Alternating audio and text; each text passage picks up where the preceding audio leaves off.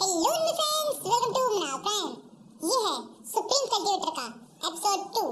Now let's begin. Episode की setting देखते हैं। लूफी और यंग के बीच में फाइट होती है जिसमें लूफी जीत जाता है और वो यंग को उस फाइट के अंदर बहुत बुरी तरह हरा देता है। इसके बाद में लूफी और सी वहां से ले आते हैं। इसके बाद हमें अगले वर्जन दिखाते हैं। लूफी एक जगह बैठे कल्टीवेटर कर रहा होता है। वो फिर अपना आँख खोलता है और सोचने लगता है मेरा कल्टीवेशन काफी तेज है, लेकिन अभी भी ये थोड़ा बहुत स्लो लग रहा है। मुझे कुछ चीजें की जरूरत है, कुछ एक्सेसरीज की, जिससे जैसे मैं अपनी कल्टीवेशन को और ज्यादा तेज कर सकता। तभी लूफी को पास ही में एक पत्थर के पास एक ग्रास दिखाई देती है। लूफी इस ग्रास को देख कहता है ये तो हार्ड ग्रास है। उसने कहा लूफी उठता है और उस ग्रास को तोड़ने के लिए आगे बढ़ता है। तभी उसे फील होता है कि कुछ है जो बड़ी तेजी से उसकी तरफ आ रहा है। लूफी तुरंत उसको बिना देखे अपने तलवार जोर से मारता है और वो जो कोई भी होता है उसे मार देता है। उसके मर जाने के बाद में लूफी देखता है ये एक जानवर है। लूफी जानवर देख कहता है ये तो शैडो लेपर्ड है, मेरी तलवार काफी तेज हो गई है। फिर लूफी उस ग्रास को तोड़कर अपने पास में रख लेता है। लूफी जब ये काम कर रहा होता है इसी टाइम पर कुछ लोग दूर से लूफी को देख रहे होते हैं। ये यंग फैमिली के लोग होते हैं। इनमें से कहता है यही है लूफी जिसने यंग को बहुत बुरी तरह से पीटा था और उसकी इंसल्ट की थी। दूसरा बंदा कहता है ये सही मौका है, हम यही किए इसको मार देंगे और इससे हमारा बदला पूरा हो जाएगा। इसमें पहला बंदा अपने बोर रिलोड तैयार करता है और फिर कहता है बस तुम देखो अभी एक ही झटके में मर जाएगा। ये कहते हुए बंदा एक साथ 3 एरोस को लूफी की तरफ फायर करता है। लूफी बिल्कुल सही टाइम पर उन तीरों को अपनी तरफ आता देख लेता है। लूफी सही टाइम पर थोड़ा सही तरीके से अपनी बॉडी को मूव करके उन सभी तीरों को डॉज कर लेता है। लूफी ने तो इन तीरों को डॉज कर लिया है, लेकिन उन लोगों को लगता है कि ये तीर लूफी के लग चुका है। लूफी मर चुका है, लेकिन नहीं, लूफी जिंदा था। वो तीर जेब भी गिरे थे, लूफी के बहुत ज्यादा पास में थे, लेकिन फिर भी लूफी के काफी पास में गिरने के बाद भी लूफी को उससे कुछ भी नहीं हुआ है। लूफी कहता है मैं लगभग मर ही चुका था, अगर इनमें से एक भी तीर मेरे लग जाता तो। फिर लूफी उन लोगों की तरफ देखने लगता है जो दूर कहीं खड़े होते हैं। उनमें से किसी का ध्यान लूफी की तरफ नहीं होता। लूफी उन्हें देख के सोचता है कि कुल 3 लोग हैं, इन तीनों से एक साथ फाइट करना बहुत मुश्किल हो सकता है, इसलिए मुझे कम से कम इनमें से एक को सबसे पहले खत्म करना होगा, इससे पहले कि ये मुझ पर अटैक करें या फिर इन्हें पता पड़े कि मैं मर चुका हूँ। ये सोचते हुए लूफी भागते हुए उन लोगों से जाने लगता है। उनमें से किसी का ध्यान लूफी की तरफ नहीं होता। उनमें से कहता है बड़ा आसान था, इसको हमने बहुत आसानी से मार दिया। इसी समय पेड़ बैठा हुआ बंदा लूफी को देख लेता है। वो चिल्ला कहता है वो भी तो जिंदा है, वहाँ देखो। लेकिन तब तक बहुत देर हो चुकी है। उनमें से एक बंदा लूफी को देखता है और जैसे लूफी को देखता है लूफी अपनी तलवार घुमाता है। लूफी की तलवार सीधे उस बंदे की गर्दन पे लगती है और उस बंदे की गर्दन कट जाती है और वो तुरंत मर जाता है। इसी समय वो दूसरा बंदा जो कि उस बंदे के साथ में होता है वो लूफी पे अटैक कर देता है। लूफी भी अपनी तलवार से अटैक करता है। लूफी साइड में होकर उसे डॉज करता है। वो वापस से लूफी पे अटैक करता है और चिल्ला कहता है अब तुम मर जाओ। लूफी झुककर उसे अटैक को डॉज कर लेता है और फिसलते हुए उस आदमी के पास आकर अपनी तलवार से उसके पैर पे अटैक कर देता है। ये देखकर ये फैमिली का बंदा बहुत ज्यादा घबरा जाता है। वो इधर से उधर अपनी तलवार घुमाने लगता है और कहने लगता है ये बिल्कुल नामुमकिन है, ये बंदा मेरे कैसे डॉज कैसे कर पा रहा है। अब तुम मेरे इस अटैक को देखो, फ्लैश स्वॉर्ड, इससे मैं हर तरफ अटैक कर सकता हूँ, तुम किसी भी तरह से इससे बच नहीं सकते हो। तभी लूफी अपना दिमाग लगाता है। वो जिस बंदे को उसने अभी भी मारा था उसकी बॉडी को उठाकर तेजी से उस बंदे की तरफ फेंकता है। यंग फैमिली के उस बंदे का इसे बिल्कुल ध्यान नहीं देता। वो उसमें तलवार घुमा जाता है और एक ही झटके में अपने साथी को एक 2 टुकड़े में काट देता है। अपने साथी को काटने के बाद में उसको ध्यान जाता है कि उसने अपने साथी को काट दिया है। वो कहता है ओह नो। ये कहते हुए अपनी तलवार रोकता है। जैसे उसकी तलवार रुकती है लूफी उसके पास में आता है और उसकी गर्दन के ऊपर जोर से अटैक कर देता है और उसे भी मार देता है। ये सब पेड़ बैठा हुआ ये बंदा देख रहा होता है। वो देखिए कहता है सच में ये लड़का लूफी बहुत ज्यादा जीनियस है। इसके बारे में जो अफवाह थी वो बिल्कुल सही थी। मुझे जल्दी से यहाँ से निकलना होगा। यहाँ पे हम जिन रिसोर्सेज के लिए आए थे वो तो हमें मिल गए। किसी भी तरह से अपनी जान को बचा लेना ही अभी के लिए काफी है। ये कहते हुए बंदा पेड़ पे कूदते हुए वहां से भागते हुए जाने लगता है। तभी लूफी अपनी तलवार से उसके ऊपर अटैक कर देता है। लूफी सबसे पहले उस आदमी की उस रिसोर्सेज की कोठरी पे अटैक करता है और उसे जोन टकरा देता है। वो आदमी तुरंत अपनी जोन तलवार को बाहर निकाल लेता है। लूफी से कहता है क्या तुम अभी भी लगता है कि तुम यहाँ से भाग पाओगे। वो आदमी कहता है हाँ मैं बिल्कुल भाग सकता हूँ। तुमने मेरे दोनों साथियों को बहुत गलत तरीके से मारा है। उनके साथ में तुमने चीटिंग की है। एक के ऊपर तुमने छुप के अटैक किया और दूसरे के ऊपर तब अटैक किया जब वो पूरी तरह शॉक में था। फिर मेरे साथ में ऐसा कुछ भी नहीं है, मैं पूरी तरह से होश में हूँ। तुम मेरे को किस तरह से मारोगे। लूफी कहता है तुम बिल्कुल सही कह रहे हो, तुम्हारी बातें मुझे काफी सही लग रही है। अब तुम ये देखो। ये कहने में लूफी जोर से चिल्लाता है फिफ्थ लेयर स्वॉर्ड आर्ट।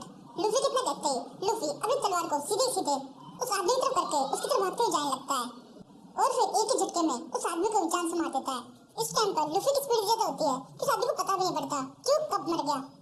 यहाँ से सीन शिफ्ट होता है। लूफी वापस से उस मार्केट के अंदर उस दुकान पे आता है जहाँ पे लूफी ने एक अंगूठी को बनाने का ऑर्डर दिया था।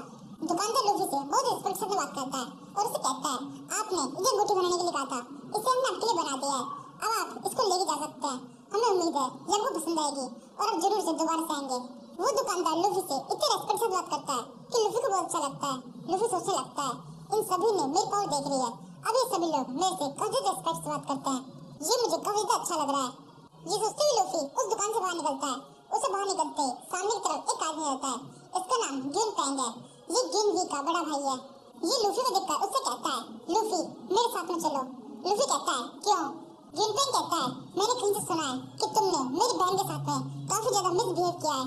लूफी कहता है, नहीं, मैंने किसी भी तरह का मिसबिहेव नहीं किया है, तुम्हें पहले अपनी बहन से बात करनी चाहिए, उसने मेरे साथ में किस तरह का बिहेव किया था, उसे बस मैंने बिना कुछ किए छोड़ दिया है।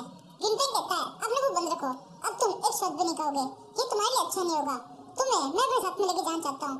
मैंने सोचा था तुम्हें अकेले में दूंगा, इन सभी लोगों के सामने तुम्हारी डिसरिस्पेक्ट नहीं होगी, लेकिन अब तुम यही चाहते हो तो इन सभी के सामने तुम बुर्दे से पिटोगे, तुम्हें यही पे सजा मिलेगी। अब जब ग्रीन पैंग ये कह रहा होता है, भीड़ वापस से कटा जाती है, वो आपस में बात करने लगते हैं। देखो देखो, लूफी ने फिर से फाइट कर लिया है। पिछली बार इसने फाइट जेन फैमिली के जेन क्यू से की थी और इस बार फाइट ग्रीन फैमिली के ग्रीन पैंग से करने वाला है। इसी तरह से इसने दो फैमिली के साथ तो लड़ाई मोल ली ही है। तभी दूसरा बंदा कहता है, ग्रीन पैंग को तुम जेन से बिल्कुल ही कंपेयर मत करो, ग्रीन पैंग बहुत ज्यादा पावरफुल है, वो जेन से तो कई गुना ज्यादा ताकतवर है, लूफी के लिए इससे फाइट करना बहुत ज्यादा मुश्किल हो सकता है। तभी लूफी यही कहता है, ग्रीन वी को वो मिला जो वो डिजर्व करती थी, अब तुम मुझसे पंगा मत लो, वरना तुम्हें वो मिल जाएगा जो तुम डिजर्व करते हो। ये सुनकर ग्रीन पैंग को बहुत गुस्सा आता है। ग्रीन पैंग लूफी के ऊपर एक जोर से आंसर अटैक कर देता है।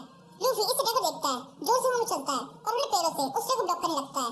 ग्रीन पैंग बिल्कुल भी रुकता, ग्रीन पैंग लगातार अपने दोनों हाथों से लूफी के ऊपर आंसर पंच करने लगता है। इससे लूफी भी रुकने वाला था। लूफी भी अपने दोनों पांवों को यूज करके ग्रीन पैंग के उस आंसर पंच को रोकने लगता है। लूफी और ग्रीन पैंग की स्पीड बिल्कुल बराबर होती है। ग्रीन पैंग का एक भी अटैक लूफी के नहीं पड़ पाता। फिर ग्रीन पैंग के आखिरी बच्चे साथ में वो दोनों एक दूसरे दूर से जाते हैं। इधर कर्सस को सालों बहुत चुप जाते हैं। वो सभी कहने लगते हैं, लूफी तो काफी तो पावरफुल है। लूफी ने ग्रीन पैंग के अटैक को ब्लॉक कर लिया। फिर लूफी ग्रीन पैंग से कहता है, ग्रीन पैंग क्या तुम बस इतना ही कर सकते हो, और क्या तुम बस इतना ही करना चाहते थे? ये तो कुछ भी नहीं था। ये सुनकर ग्रीन पैंग बहुत गुस्सा आता है। ग्रीन पैंग लूफी के ऊपर अपना फायर अटैक सिलिकी वाटर पाम यूज कर देता है। इससे ग्रीन पैंग के सामने एक वाटर की शील्ड बन जाती है। लूफी इस अटैक के सामने अपना विल लैक आर्ट को यूज करता है, जो कि उसका फाइनल मूव है। लूफी और ग्रीन पैंग के अटैक अपने फुल फोर्स के साथ में एक दूसरे से टकरा जाते हैं, लेकिन लूफी का अटैक बहुत ज्यादा ताकतवर होता है। ग्रीन पैंग कहता है, ओह नो, ये तो मुझसे ज्यादा ताकतवर है। तभी लूफी ग्रीन पैंग की उस शील्ड को तोड़ देता है और उसे काफी ज्यादा पास हो जाता है। लूफी की ग्रीन पैंग के पड़ने वाली होती है कि तभी लूफी चीटिंग करते हुए अपनी तलवार बाहर निकाल लेता है और अपनी तलवार से लूफी के ऊपर अटैक कर देता है। ये देखकर आसपास खड़े लूफी लोग जोर से चिल्लाने लगते हैं, ग्रीन पैंग ये तुम सही नहीं कर रहे, तुम चीटिंग कर रहे हो। ग्रीन पैंग कहता है, हम कोई खेल नहीं खेल रहे जिसमें हम नियमों का पालन करेंगे। ये एक ओरिजिनल फाइट है जिसमें कोई एक मरेगा और दूसरा जिंदा रहेगा। ये कहते हुए ग्रीन पैंग लूफी की तरफ भागने लगता है और अपनी तलवार से उस पर अटैक करता है। लूफी भी तुरंत अपनी तलवार निकाल लेता है और ग्रीन पैंग के ऊपर अपनी तलवार से अटैक करता है। ग्रीन पैंग अपनी तलवार यूज करके उस अटैक को ब्लॉक करता है और फिर अपनी तलवार जोर से घुमाता है। लूफी उस तलवार के स्ट्राइक के फोर्स को यूज करता है और फिर जोर से हवा में चल जाता है और एक अच्छी खासी ऊंचाई पहुंचने के बाद में पूरी तरह से नीचे की तरफ आने लगता है और फिर ग्रीन पैंग काफी से बचने के बाद में अपनी तलवार से उसके ऊपर अटैक कर देता है। ग्रीन पैंग अपनी तलवार यूज करके लूफी के इस अटैक को ब्लॉक करता है, लेकिन लूफी के इस अटैक के अंदर बहुत ज्यादा फोर्स होता है। इस फोर्स को ग्रीन पैंग सहन नहीं कर पाता, उसके मुंह से खून बहने लगता है। ग्रीन पैंग की तलवार भी काफी ज्यादा मुड़ जाती है, वो टूटने वाली होती है। इधर से वहाँ पर किसी की आवाज सुनने लगती है, कोई कह रहा है, रुक जाओ, यहाँ पर क्या हो रहा है? ली फैमिली के लूफैन, तुम्हें अपने मैनर्स को नहीं भूलना चाहिए। लूफी इस आवाज को सुनकर पसंद आता है। वो सब देखता है, ये सिटी लॉर्ड शैन है, जो कि शैन फैमिली का एक मेंबर है। अब क्योंकि ये सिटी लॉर्ड है, इसलिए लूफी इसकी रेस्पेक्ट करता है और वो तलवार पीछे ले लेता है और उसे प्रणाम करने लगता है। शैन कहता है, लूफी ये केवल एक मैच है, इसे तुम्हें एक मैच ही रखना चाहिए, तुम्हें एक दूसरे का खून बहाने की जरूरत नहीं है। कैसा रहेगा तुम ग्वान पैंग से माफी मांग लो? अगर तुम ऐसा कर देते हो तो मैं तुमसे वादा करता हूँ इस मैटर को यहीं पे खत्म कर दूंगा, सब कुछ पूरी तरह सेटल हो जाएगा। लूफी कहता है, मैं ग्वान पैंग को जिंदा छोड़ रहा हूँ, ये मेरे लिए एक माफी की तरह है, मैंने इसको माफ कर दिया और अब मैं यहाँ जा रहा हूँ। ये सुनकर शैन को अपनी थोड़ी डिसरिस्पेक्ट फील होती है। वो लूफी से कहता है, लूफी ये तुम सही नहीं कर रहे, इससे मेरी इंसल्ट हो रही है, तुम मेरे ऑर्डर्स को मना कर रहे हो। लूफी वहाँ जाते हुए कहता है, नहीं, मैं भी किसी तरह से डिसरिस्पेक्ट नहीं कर रहा हूँ, असल में ये बात तो किसी की रिस्पेक्ट ही नहीं, लेकिन ये आदमी जिससे आप मुझसे माफी मांगना चाहते हैं वो इंसान मेरी माफी के लायक नहीं है, इसलिए मैं इससे बिल्कुल माफी नहीं मांगूंगा। मैं बहुत ज्यादा बिजी हूँ, इसलिए मैं जा रहा हूँ, मैं ज्यादा यहाँ बहस करना नहीं चाहता। जिस समय शन को और भी गुस्सा आता है, शन सोचने लगता है इस लड़के ने ये बिल्कुल भी ठीक नहीं किया है। इन सभी लोगों के सामने इसने मेरे ऑर्डर्स को ना मानकर मेरी डिसरिस्पेक्ट की है। अब ये लड़का नहीं बचेगा। फ्यूचर में मैं इसकी बहुत बड़ी सजा दूंगा। और यहीं पर इस सीरीज का ये एपिसोड खत्म होता है। Now thank you for watching.